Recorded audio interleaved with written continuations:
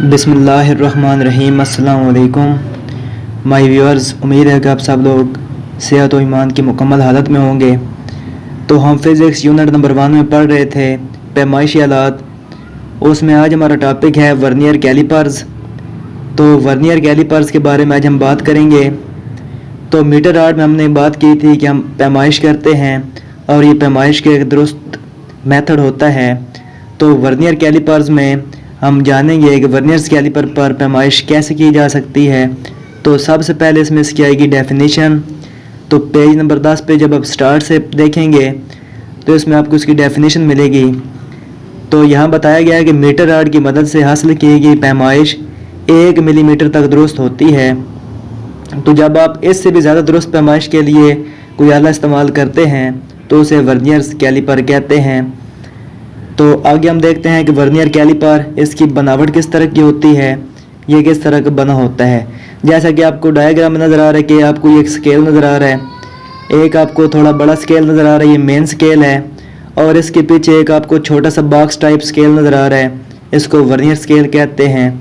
और इसमें 2 जबड़े होते हैं आपको ऊपर नज़र आ रहे हैं, एक आपको ऊपर नज़र आएगा हुक टाइप, एक आपको नीचे नज़र आ रही है, 2 जबड़े होते हैं।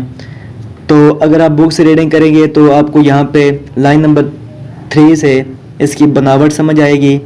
ये आला 2 जबड़ों पर मुश्तमिल होता है जैसा कि शक्ल में दिखाया गया है। गैर मुतहरिक जबड़ा मेन स्केल से मुंसलिक होता है क्योंकि इसने हरकत नहीं करनी होती, क्योंकि अगर ये मेन स्केल से मुंसलिक नहीं होगा तो हमारी जो रीडिंग है उस पर फ़र्क पड़ेगा। तो मेन स्केल पर जो रीडिंग है वो सेंटीमीटर में और मिलीमीटर के निशान कुनंदा होते हैं, यानी कि गहरे करके लगाए गए होते हैं। जो मुतहरिक जबड़ा होता है वो एक मुतहरिक स्केल से मुंसलिक होता है जिसे हम वर्नियर स्केल का नाम देते हैं। तो वर्नियर स्केल में 9 मिलीमीटर फासलों को 10 बराबर हिस्सों में तकसीम किया गया है। वो हर हिस्सा 0.9 मिलीमीटर के मसावी होता है। इसी तरह मेन स्केल और वर्नियर स्केल के छोटे हिस्सों के दरमियान 0.1 मिलीमीटर का फ़र्क होता है जिसे वर्नियर कैलिपर्स का लीस्ट काउंट कहते हैं। पेपर में इसके लीस्ट काउंट के हवाले से भी एक शॉर्ट क्वेश्चन आ सकता है। तो लीस्ट से मुराद होता है कम से कम काउंट, जो गिनती की जा सके। तो वर्नियर कैलिपर्स पर जो कम से कम गिनती, जो छोटी से छोटी गिनती की जा सकती है वो 0.1 मिलीमीटर के बराबर होती है।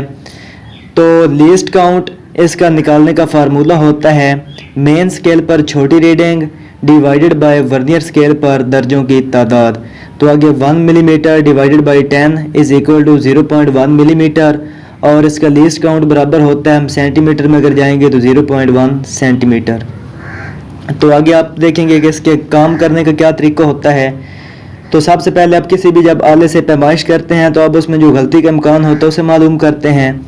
उसे वर्नियर कैलिपर्स का ज़ीरो एरर कहते हैं।